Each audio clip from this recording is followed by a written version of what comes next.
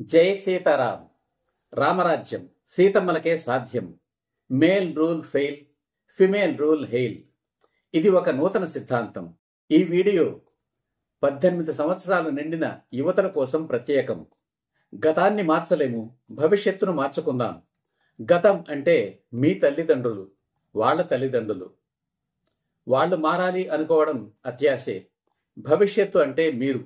నిజానికి ఈ సిద్ధాంతం మీకోసం, ఈ ఉద్యమం మీకోసం. మీరే ఈ దేశ భవిష్యత్తు కనుక, భవిష్యత్తు అంతా మీరే కనుక. మన భవిష్యత్తుకు, మన దేశ భవిష్యత్తుకు మన నడవడిక మాత్రమే పునాది అవుతుంది కనుక.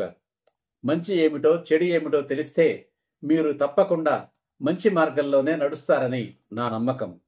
నా రామరాజ్యం కలలన్నీ మీ మీదనే తల్లులు. కానీ శ్రీరాముడు, రామరాజ్యం, సీతమ్మ తల్లి ఈ పేర్లు చూసి నా సిద్ధాంతం, ఈ వీడియోలు ముసలి వాళ్ల కోసం అని అనుకుంటున్నారు అందరూ. కాదమ్మా. ఆది దంపతులు పార్వతీ పరమేశ్వరులు సాక్షిగా, ఆదర్శ దంపతులు సీతారాములు ఆదర్శంగా ఇది మీకోసం, మీ భవిష్యత్తు కోసం. కనుక ఈ ఉద్యమ వీడియోలను మొదటి నుండి అన్నీ చూడండి. ఇది ఒక సిద్ధాంతం కనుక ఒకసారి వింటే పూర్తిగా అర్థం కాదు. మళ్ళీ మళ్ళీ వినండి. మీకు 18 సంవత్సరాలు నిండాయి. మీలో కొందరు చదువుకుంటూ ఉంటారు, మరికొందరు ఆర్థిక పరిస్థితుల వల్ల గాని, ఇతర కారణాల వల్ల గాని చదువు మానేసి ఏదో ఒక ఉద్యోగం చేస్తూ ఉండి ఉంటారు. మరికొందరు ఇంటిలోనే ఉంటూ అమ్మకు సాయం చేస్తూ ఉంటారు. మీరు ఏం చేస్తున్నా సరే ఇప్పుడు మీరు మేజర్లయ్యారు. మీకు ఓటు హక్కు వచ్చింది. మీకు నచ్చిన ప్రభుత్వాన్ని ఎన్నుకోవచ్చు 5 ఏళ్లకొకసారి. కారణం, ఆ ప్రభుత్వం వయస్సు 5 ఏళ్లే. అవినీతి పార్టీలకు ఓటు వేయకండి. దేశభక్తులు అవినీతి పరులు కాలేరు, అవినీతి పరులు దేశభక్తులు కాబోరు. ప్రతిరోజు న్యూస్ పేపర్ చదవండి. అందుకోసం ఒక అరగంట సమయం కేటాయించండి. ఎవరు ఎటువంటి వారో మీకు అర్థమవుతుంది. కనిపించని దేవుడిపై భక్తి లోపించినా పర్వాలేదు తల్లులు. కనిపించే దేశం మీద భక్తిని కలిగి ఉండండి. మీ భవిష్యత్తును, ముందు ముందు మీకు పెళ్ళై మీకు పుట్టబోయే పిల్లల భవిష్యత్తును నిర్ణయించేది, మిమ్మల్ని నిశ్చింతగా ఉంచగలిగేది మీ దేశభక్తే. అలాగే మీకు పెళ్లి వయసు కూడా వచ్చింది. చదువు మీద ఆసక్తి లేదు. ఒక మంచి వరుణ్ణి వివాహం చేసుకుని అతడితో జీవితాంతం ఆనందంగా, ఆరోగ్యంగా జీవించమంటుంది సమాజం. కారణం, వివాహం వయస్సు జీవితకాలం, అంటే నిండు 100 ఏళ్లు. అందుకు కావలసింది సంకల్పం. ఆ సంకల్పాన్ని మీ మనసుల్లో కలిగించే ప్రయత్నమే ఈ వీడియో సంకల్పం. నిండు 100 ఏళ్లు భర్తతో కలిసి జీవించడాన్నే పాతివ్రత్యమని, శీలమని అంటుంది మన హిందూ సంస్కృతి, సంప్రదాయం. అదే ఆదర్శం. నేనైతే ఆత్మగౌరవం అని కూడా అర్థం చెబుతాను. మన శీలాన్ని, మన ఆత్మగౌరవాన్ని మనమే కాపాడుకోవాలి. అది మన చేతుల్లోనే, మన చేతల్లోనే ఉంటుంది. మనం ఎంతో భక్తి శ్రద్ధలతో పూజించే శ్రీరాముడి భార్య సీతమ్మకు వారసులమ్మా మీరంతా. ఆ సీతమ్మ తల్లి అంత పవిత్రమైన పూజనీయులు తల్లులు మీ యువతులంతా. మీరు పవిత్రంగా ఉండడమే కాదు, మీ అన్నదమ్ములను కూడా శ్రీరామచంద్రుల్లాగా పవిత్రంగా తీర్చిదిద్దవలసిన బాధ్యత మీపైన ఉన్నది తల్లులు. అందుకే ఈ వీడియో మీకోసం. రామరాజ్యం సీతమ్మలకే సాధ్యం. Male rule fail, female rule hail. కొంతమంది మేధావులు తమ స్వార్థం కోసం ప్రజలందరినీ, ముఖ్యంగా ఆడవాళ్లను తప్పుదోవ పట్టిస్తున్నారు. చదువులు, ఉద్యోగాలు, స్నేహాలు, బంధాలు, హక్కులు, బాధ్యతలు, అలవాట్లు, వస్త్రధారణ, వివాహం, విడాకులు, సంసారం, ఖర్చులు వంటి అనేక విషయాల్లో వాళ్లను తప్పుదోవ పట్టించి తమ తల్లిదండ్రుల నుండి, ఆత్మీయుల నుండి విడగొట్టి ఒంటరి వాళ్లను చేసి ఇతరుల స్వాధీనంలోకి వెళ్లిపోయేలా వివసుల్ని చేస్తున్నారు. అందుకోసమే ఈ సిద్ధాంతాన్ని, ఈ ఉద్యమాన్ని ప్రారంభించాను. మనుషులకు హక్కులు మాత్రమే కాదు, బంధాలు, బాధ్యతలు ఉంటాయి తల్లి. వాటిని మనం నిర్వహించాలి. స్వేచ్ఛ మాత్రమే కాదు, మంచి, చెడ్డ, తప్పులు, ఒప్పులు ఉంటాయి తల్లి. వాటిని మనం గౌరవించాలి. మనం చేసే పనుల్లోని తప్పొప్పులను మన తల్లిదండ్రులే కాదు, మన చుట్టూ ఉన్న సమాజం గమనిస్తూ ఉంటుంది. అది దాని నైజం, దాని ధర్మం. ఎవరు చూసినా చూడకపోయినా, తెలిసి చేసినా తెలియక చేసినా, పొరపాటును చేసినా, గ్రహపాటును చేసినా తప్పు చేయడం ఎప్పుడూ తప్పే. తప్పు చేయకుండా ఉండడమే ఒప్పు. అందుకోసమే ఈ వీడియో ప్రత్యేకంగా మీకోసం. జాగ్రత్తగా ఉండండి. స్త్రీలందరూ చెడిపోవాలి, నా భార్య తప్ప అనే రావణాసురులు నానాటికి పెరిగిపోతున్నారు. ఆ రావణాసురులు మీ చుట్టూ ఉంటారు. కానీ వారెవరో మీకు తెలియదు. వాళ్ళు యువకులు కావచ్చు, పెద్దవాళ్లు కావచ్చు, మంచివాళ్లలాగానే కనిపిస్తారు. మంచివాళ్ల కంటే మంచివాళ్లులాగా కనిపిస్తారు. వాళ్ల లక్ష్యాలు మీరే. వాళ్ల ఉచ్చులో పడకుండా మిమ్మల్ని మీరు కాపాడుకోవలసిన బాధ్యత మీదే. మీ కన్న తండ్రి గౌరవాన్ని కాపాడవలసిన బాధ్యత మీదే. మీరు ఇప్పటికే అతి సంక్లిష్టమైన టీనేజ్ని దాదాపుగా దాటి వచ్చారు. టీనేజ్ అంటే తెలుసు కదా, 13 నుండి 19 వరకు నడిచే వయసును టీనేజ్ అంటారు. 13, 14, 15, 16, 17, 18, 19 సంవత్సరాల వయసు అన్నమాట. ఇది చాలా సంక్లిష్టమైన వయసు. అప్పటిదాకా బాల్యంలో ఉన్న పిల్లలకు టీనేజ్లో శారీరకంగానూ మానసికంగానూ మార్పులు జరుగుతుంటాయి. అవి వాళ్లలో అలజడులను, భయాలను, భ్రాంతులను, విచిత్రమైన భావనలను, తెలిసి తెలియని సెక్స్ కోరికలను కలిగిస్తుంటాయి. ఏదో కావాలనిపిస్తుంది, ఏం కావాలో తెలియదు. ఏదో చెయ్యాలనిపిస్తుంది, ఏం చెయ్యాలో తెలియదు. కొంచెం అటు ఇటుగా, ఎక్కువ తక్కువగా అందరిలోనూ వచ్చే మార్పే ఇది. ఇందులో ఏ తప్పు లేదు, తప్పేదీ లేదు. ఆ సమయంలో మీ అమ్మే మీకు ఫ్రెండ్, బెస్ట్ ఫ్రెండ్. మీ సమస్యలు, సందేహాలు అన్నీ ఆమెతో పంచుకోండి. ఆమె మీకు ధైర్యాన్నిస్తుంది, దారి చూపిస్తుంది. ఎందుకంటే ఆమె కూడా ఆ స్టేజ్ని దాటే వచ్చింది కనుక. మీ చేతిలో మొబైల్ ఫోన్ ఉంది. అందులో మంచి, చెడు అన్ని సమాచారాలు లభిస్తాయి. అంటే మీకు అన్నీ తెలుసు. తెలియని రహస్యాలేమీ లేవు. ఆ తెలివితో ఇక నుంచి మీరు మరింత జాగ్రత్తగా మసలుకోవాలి. ముఖ్యంగా మీ చుట్టూ ఉండే పురుషులతో ఎలా ఉండాలో తెలుసుకోవాలి. ఉదాహరణకు గుడ్ టచ్, బ్యాడ్ టచ్ గురించి మీ తల్లిదండ్రులు మీకు చెప్పే ఉంటారు. చెప్పకపోయినా పర్వాలేదు. మీరందరూ నా మనవరాళ్ళు. నేను మీ తాతయ్యను. నేను చెబుతున్నాను తల్లులు, వినండి. ఎవరో ఒక మేధావి చెప్పాడు, గుడ్ టచ్, బ్యాడ్ టచ్ గురించి తెలుసుకోండి అమ్మాయిలు అని. నిజానికి ఈ ప్రపంచంలో గుడ్ టచ్, బ్యాడ్ టచ్ అనేవే ఉండవు. అన్నీ బ్యాడ్ టచ్లే. ఆ టచ్లు గుడ్డా బ్యాడా అని పరిశీలించి, పరీక్షించి తెలుసుకోవలసిన అవసరం ఏమీ లేదు. అన్నీ బ్యాడ్ టచ్లే. తోటి విద్యార్థులు కావచ్చు, ఉపాధ్యాయులు కావచ్చు, సాటి ఉద్యోగులు కావచ్చు, పై అధికారులు కావచ్చు, పక్కింటి అంకుల్స్ కావచ్చు, మీ బంధువులు కూడా కావచ్చు, ఎవరైనా కావచ్చు. మీ శ్రేయోభిలాషలా కనిపిస్తూ, అవసరం అయినా లేకపోయినా ఎప్పుడూ మీతో మాట్లాడడానికి ప్రయత్నిస్తూ, కుళ్ళు జోకులు వేస్తూ, నవ్వుతూ నవ్విస్తూ మిమ్మల్ని తాకడానికి ఎవడైనా ప్రయత్నిస్తున్నాడు అంటే వాడి మనసులో దురుద్దేశం ఉన్నట్లే. వాడికి దూరంగా ఉండండి. వాడిని దూరంగా ఉంచండి. పరపురుషులతో జాగ్రత్తగా ఉండండి. ఎంతలో ఉండాలో అంతలోనే ఉండండి. ఎంతలో ఉంచాలో అంతలోనే ఉంచండి. మీ ఆత్మగౌరవాన్ని కాపాడుకోండి. మీ కన్నతండ్రి గౌరవాన్ని కాపాడండి. చెడిపోయిన ప్రతి స్త్రీ వెనుక ఒక పురుషుడు ఉంటాడు. అతడు తండ్రి కావచ్చు, భర్త కావచ్చు, లేదా కొడుకు కావచ్చు అనేది నా సిద్ధాంతం. ఇప్పుడు మీరు మీ తండ్రి రక్షణలో ఉన్నారు. మీకేమైనా జరిగితే దానికి బాధ్యత మీ తండ్రిదే. మీరు ఎంతగానో ప్రేమించే మీ తండ్రిదే. మిమ్మల్ని ఎంతగానో ప్రేమించే మీ తండ్రిదే.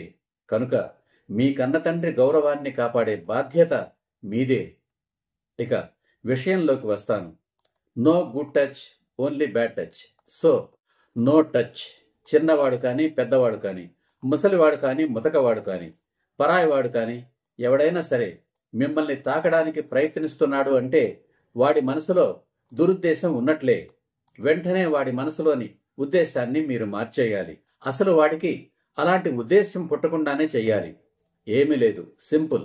వాళ్లను అన్నయ్య అని, బాబాయ్ అని, పెదనాన్న అని, మరీ పెద్దవారైతే తాతయ్య అని వరుస పెట్టి పిలవండి.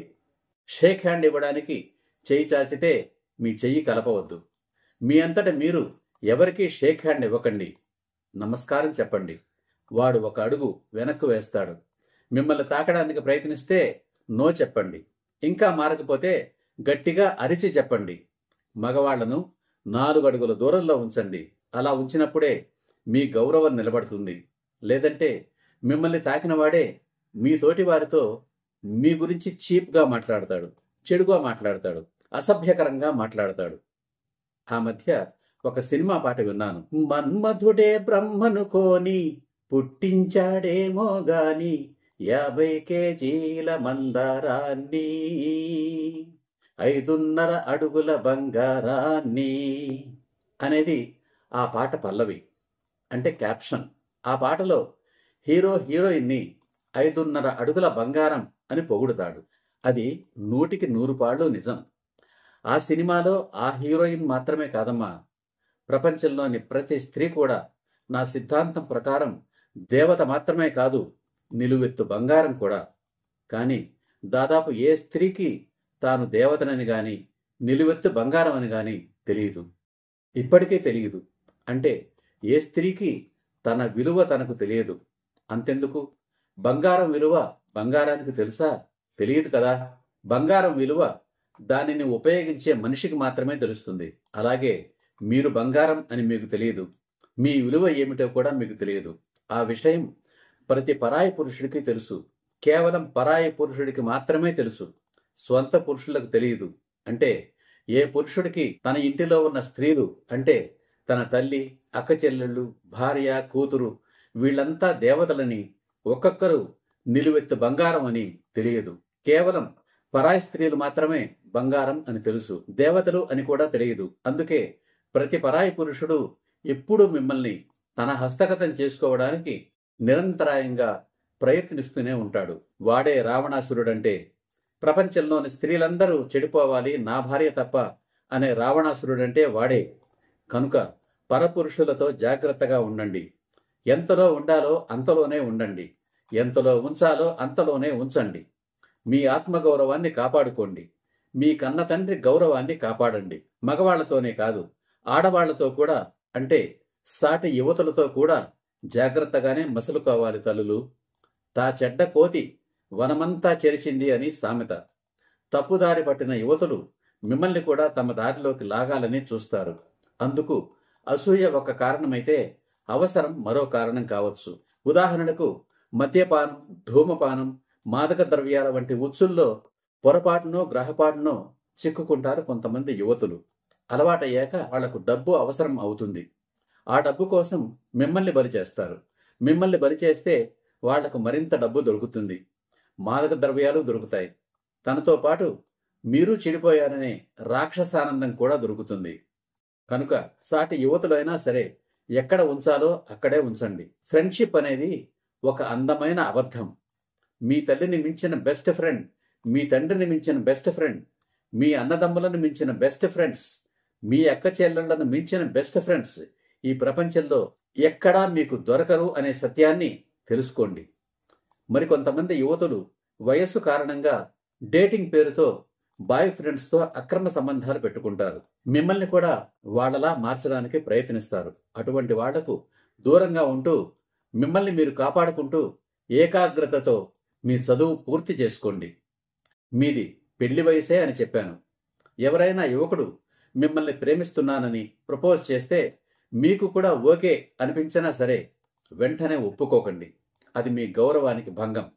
అతడి పేరెంట్స్ని మీ పేరెంట్స్తో మాట్లాడించమని చెప్పండి. కన్నవారిని గౌరవించడానికి మాత్రమే కాదు, వాళ్ళు ఉన్నంతకాలం మీకు అండగా నిలబడడానికి. ఒకవేళ ఎవరైనా యువకుడికి ప్రపోజ్ చేయాలని మీకే అనిపిస్తే అప్పుడు కూడా వెంటనే ప్రపోజ్ చేయకండి. అలా చేయడం మీ గౌరవానికి భంగకరం, మీ తండ్రి గౌరవానికి భంగకరమే. మీకు పెళ్లి వయసు వచ్చింది కనుక మీ మనసు పెళ్లి మీదకు మళ్ళిందని అర్థం చేసుకోండి. మీరు పెళ్లి చేసుకోవాలని అనుకుంటున్నట్లు ధైర్యంగా మీ అమ్మతో చెప్పండి, మీ నాన్నతో చెప్పండి, తప్పులేదు. వాళ్ళ తల్లిదండ్రులతో మాట్లాడించండి. ఎలాగైనా ఇరువురి తల్లిదండ్రుల అంగీకారంతోనే ముందుకు వెళ్ళండి. వాళ్ళు అంగీకరించకపోతే వదిలేయండి. మీకు కాబోయే భర్త ఎక్కడో ఉండే ఉంటాడు, అతని కోసం ఎదురు చూడండి. గుర్తుపెట్టుకోండి, పెళ్లి కోసం ప్రేమ కాదు, ప్రేమ కోసం పెళ్లి. మరోసారి చెబుతున్నా, జాగ్రత్తగా వినండి. పెళ్లి కోసం ప్రేమ కాదు, ప్రేమ కోసం పెళ్లి. ఒకవేళ మీ చదువు పూర్తి కాకుండానే లేదా ఉద్యోగం దొరకకుండానే మీ తల్లిదండ్రులే మీకు పెళ్లి చేయాలనుకుంటే మీరు వద్దనకండి. పెళ్లి అనేది మనం అనుకున్న వెంటనే అనుకున్నంత సులువుగా కుదరదు, ఎంతో సమయం పడుతుంది. మీకు నచ్చిన వాణ్ణి, మీ తల్లిదండ్రులు మెచ్చిన వాణ్ణి, ముఖ్యంగా మీకు తగిన వాణ్ణి చక్కగా చదువుకొని ఉద్యోగం చేస్తున్న వాణ్ణి చూసి మీ పెళ్లి జరిపిస్తారు మీ తల్లిదండ్రులు. మిమ్మల్ని పోషించే బాధ్యత అతనిదే. సంసారంలో అదొక్కటే పురుషుడు చెయ్యగలిగేది. అది కూడా చెయ్యలేని వాడికి, మీకు తిండి కూడా పెట్టలేని వాడికి మీరెందుకు జీవితాంతం కట్టుబడి ఉండాలి? మీరు ఉద్యోగం చేయడం చేయకపోవడం మీ ఇష్టం. మీ చదువు, మీ ఉద్యోగం మీ రక్షణ కోసం, మీ భవిష్యత్తు రక్షణ కోసం. పుట్టింట్లో యువరాణిలా బ్రతికని మీరు మెట్టినింట్లో చాకిరితో పాటు అతన్ని, అతని కుటుంబాన్ని పోషించడానికి ఉద్యోగం కూడా చేయాలా? పెళ్లి వల్ల చదువు ఆగిపోతుందనే బెంగ మీకు అవసరం లేదు. మీరు పెళ్లి అయ్యాక కూడా చదువుకోవచ్చు. నేను నా పెద్ద కోడల్ని పెళ్లి అయ్యాకే చదివించాను, డిగ్రీ చదివించాను. నా మిత్రుడు ఒక ఆయన తన పెళ్లి అయిన తర్వాత భార్యను డిగ్రీ చదివించాడు. అవసరం అనుకుంటే, కావాలనుకుంటే పెళ్లి అయ్యాకే ఉద్యోగం కూడా వెతుక్కోవచ్చు. యువతుడు పెళ్లి కోసం చదువును, ఉద్యోగాన్ని వాయిదా వేసుకోవచ్చు, కానీ చదువు కోసం, ఉద్యోగం కోసం పెళ్లిని వాయిదా వేయడం మాత్రం కరెక్ట్ కాదు. స్త్రీకి గాని పురుషుడికి గాని పెళ్లి అనేది జీవితంలో అతి ముఖ్యమైన అంశం మాత్రమే కాదు, పెళ్లి కంటే ఏదీ ఎక్కువ కాదు. అసలు జీవితం అంటేనే పెళ్లి. పెళ్లిని మించిన జీవితాశయం అంటూ ఏమీ ఉండదు. పెళ్లిని మించిన జీవిత లక్ష్యం అంటూ ఏమీ ఉండదు. ఒకవేళ ఉన్నాయని ఎవరైనా చెబితే అవి మాయమాటలే. అలా చెప్పేవాళ్ళు మోసగాళ్లే. ఏ వయసులో జరగవలసిన ముచ్చట ఆ వయసులో జరిగితేనే అందం, ఆనందం. అదే జీవితం. వైవాహిక జీవితంలో చేజారిపోయిన ఒక్క క్షణం కూడా తిరిగి రాదు. ఒకప్పుడు ఏమీ తెలియని పసి వయసులో చిన్న చిన్న పిల్లలకు పెళ్లిళ్ళు చేశారు.